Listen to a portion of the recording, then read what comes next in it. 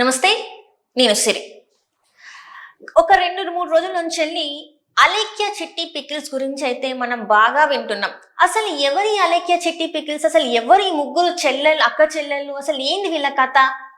ఎందుకు వీళ్ళు ఇంతగానం ఫేమస్ అయ్యారు? అండ్ వీళ్ళ పచ్చళ్ళకి ఎందుకింత క్రేజ్? అండ్ వీళ్ళ పచ్చళ్ళకి ఎందుకింత ప్రైజ్? ఇట్లాంటివి అనేక క్వశ్చన్స్ అయితే ఉన్నాయి.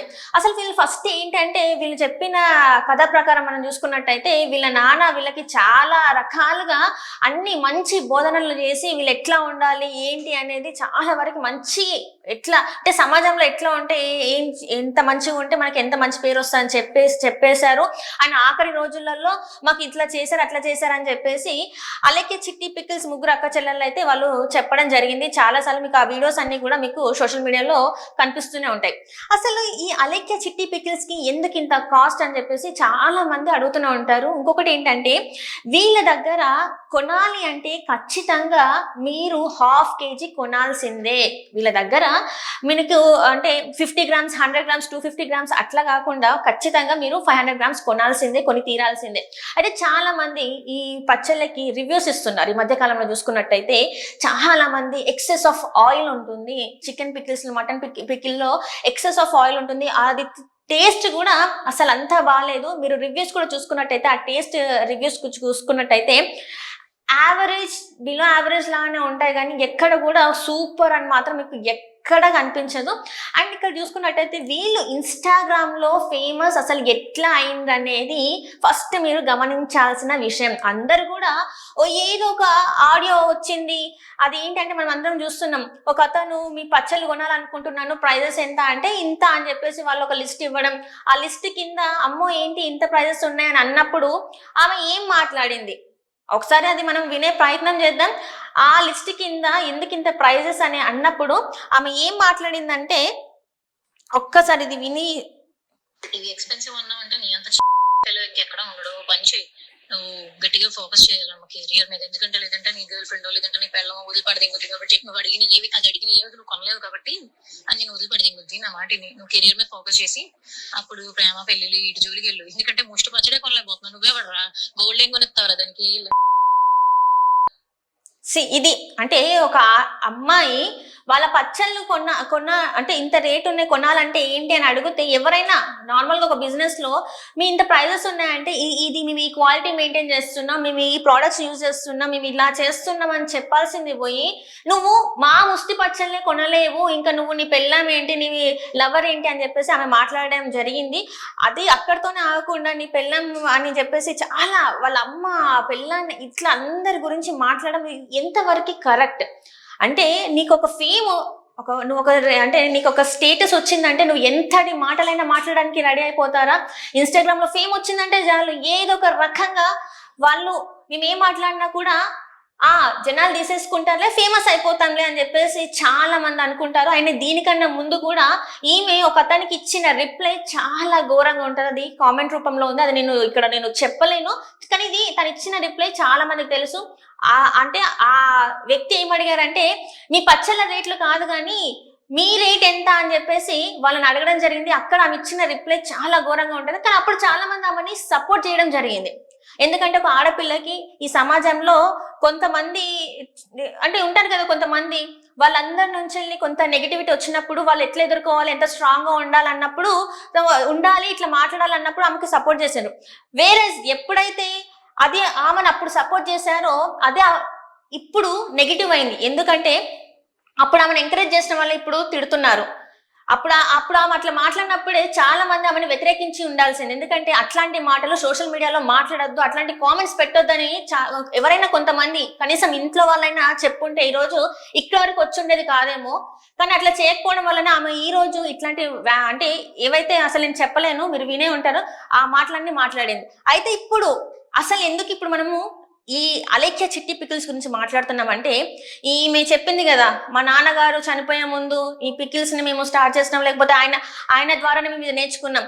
అదంతా ఏం కాదండి. మీకు ఒక క్లిప్ వినిపిస్తాను.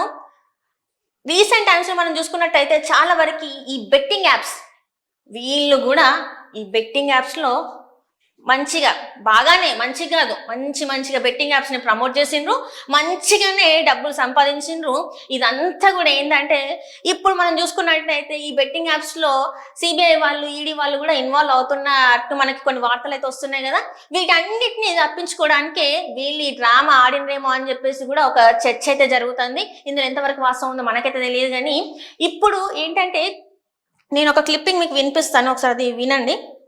అన్ని ఇంతలా తిట్టాల్సిన అవసరం ఏమైనా ఉందా? అమ్మల మీద అక్కల మీద నీ పిల్లల మీద ఇవన్నీ ఆ పర్సన్ ఏమడిగాడు? ఇలాంటి పర్సన్ లా మనం ఎంకరేజ్ చేసింది సోషల్ మీడియాలో. దట్టు వీళ్ళు ఏమైనా ఆర్గానిక్ పిక్కిల్స్ అమ్ముతున్నారంటే లేదు. నూనె కంపు, నూనె, కారం, ఎక్స్ట్రాగా జిఎస్టీలు, పార్సల్ అమౌంట్లు. సో ఇవన్నీ చూసి కూడా వీళ్ళు ఇంకా ప్రమోట్ చేస్తారు. ఇంకా అంటే వీళ్ళు ఒళ్ళు బలిపి ఎలా ఉందంటే మనల్ని ఎవరు పీకేది అన్నట్టు. So coming back to the actual context of Pawan raters, నా దగ్గర బలమైన ఎవిడెన్స్లు ఉన్నాయి. అది పంపాల్సిన వాళ్ళకి ఆల్రెడీ పంపాను, ఇంక్లూడింగ్ పోలీస్ ఆఫీసర్స్ కూడా. ఈమె ఫస్ట్ నుంచి ఫాలో అయిన వాళ్ళకి తెలుస్తుంది. ఈ కాటన్ సీడ్ కూడా బెట్టింగ్ యాప్ లో ప్రమోట్ చేసింది. ఇన్ని పత్తితి కబులు మాట్లాడుతుంది కదా, బెట్టింగ్ యాప్ లో ప్రమోట్ చేసి ఇప్పుడు డిలీట్ చేసింది. ఆ అమౌంట్ తోనే కదా నువ్వు స్టార్ట్ చేసావు. ఫస్ట్ నువ్వు కెరియర్ కరెక్ట్ గా ఫోకస్ చేయాలి కదా అక్క. నువ్వు కెరియర్ ఏమైనా కరెక్ట్ గా ఫోకస్ చేసావా?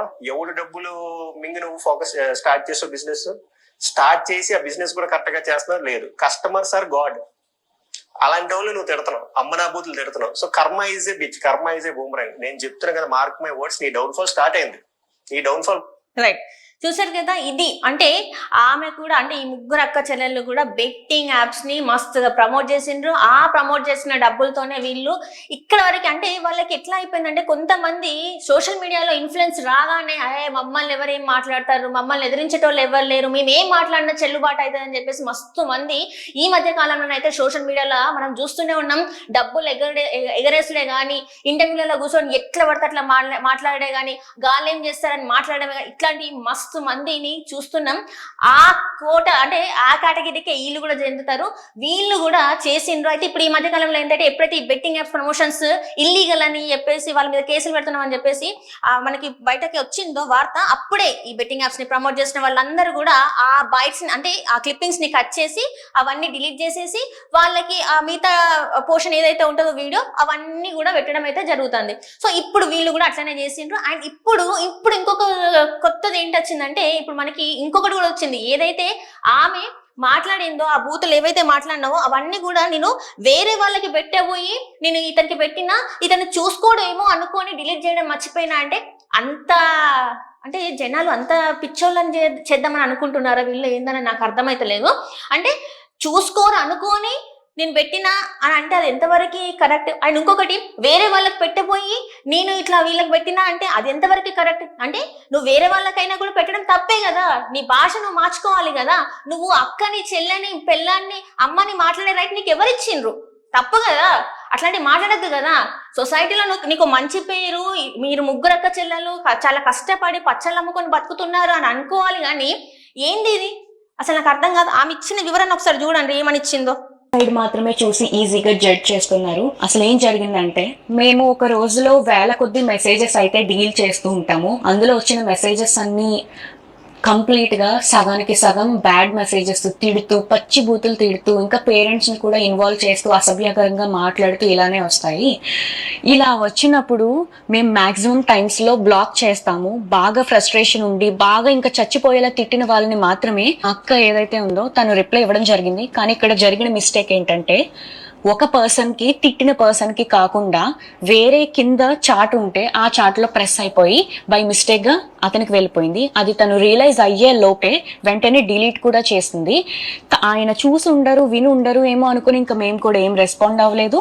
ఈ లోపు ఆయన చూసి వేరే మీమర్స్ కి కూడా పంపించేసి పబ్లిసిటీ న్యూస్ ఛానల్స్ లో అన్ని జరగడం అయిపోయింది అనమాట.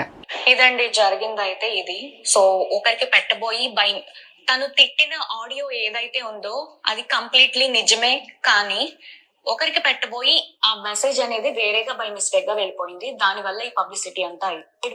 సో ఇది అంటే ఒక్కరికి పెట్టబోయి ఇంకొకరికి పెట్టి ఇది దాని వల్ల ఈ పబ్లిసిటీ జరిగిందంట. అసలు ఏమన్నా అసలు వీళ్ళకి బుర్రుండి మాట్లాడుతున్నారా, అసలు తలకాయ ఉండి మాట్లాడుతున్నారా, లేక మాట్లాడుతున్నారా నాకైతే అర్థమైతే లేదు. కానీ సోషల్ మీడియాలో నీకు ఏదైనా ఎవరితోనైనా వాళ్ళు ఇట్లా తప్పుగా మీతో బిహేవ్ చేసినా, లేకపోతే తప్పుగా మీతో ప్రవర్తించినా మీరు వెంటనే పోయి మీరు పోలీస్ కంప్లైంట్ చేయొచ్చు కదా. ఎందుకు ఇట్లాంటి మాటలు మాట్లాడడం సోషల్ మీడియాలో? మీరు ఆయన అట్లనే చాలా చాలా రెక్లెస్. ఇప్పుడు ఈ వీడియోలో కూడా ఎంత రెక్లెస్ కంటే మేము అట్లా మాకు చాలా వరకు వస్తాయి కాబట్టి మేము ఇట్లా మాట్లాడినాం, తప్పేముంది అన్నట్టు వాళ్ళు మాట్లాడుతున్నారు. కానీ ఆయనకి ఇప్పటికి కూడా హీ డిజర్వ్స్ సారీ. కానీ ఇంతవరకు కూడా వాళ్ళైతే సారీ అనేది చెప్పలేదు. ఎక్కడ కూడా మేము చేసింది కరెక్టే అని మాట్లాడుతున్నారు.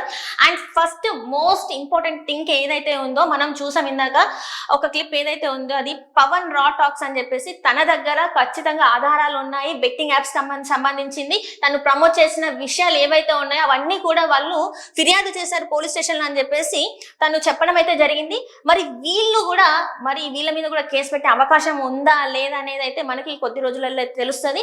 సో ఇట్లాంటివి ప్లీజ్ గైస్ నేను అంటే వ్యూవర్స్ కూడా చెప్తున్నా ఏంటంటే ఇట్లా ఆన్లైన్ లో ఫేమస్ అయిపోయారు కదా అని చెప్పేసి ఆడపిల్లలు కదా ఏమైతుందిలే ఒక లైక్ కొడితే అయిపోతుంది, ఆడపిల్లలు కష్టపడుతున్నారు కదా అని చెప్పేసి పచ్చళ్ళు కొనడం అట్లాంటి వాళ్ళ దగ్గర కాదండి. నిజంగా టాలెంట్ ఉంటే నిజంగా వాళ్ళు వర్త్ ఇట్, వాళ్ళు డిజర్వింగ్ అనిపిస్తే అది ఆడైనా మొగైనా వాళ్ళకి మీరు సపోర్ట్ చేయండి. అంతేగాని ఇట్లాంటి వాళ్ళకి సపోర్ట్ చేసేసి వాళ్ళతో మీరు తిరిగి మాటలు పడాల్సిన అవసరం అయితే లేదు. సో ఇది ఒక గుణపాఠంగా అందరూ గుణపాఠంగా అనుకొని సో మీరు ఇట్లాంటి వాటిని ఎంకరేజ్ చేయాలా డిస్కరేజ్ చేయాలనేది అది మీ చేతిలో ఉంది. Thank you.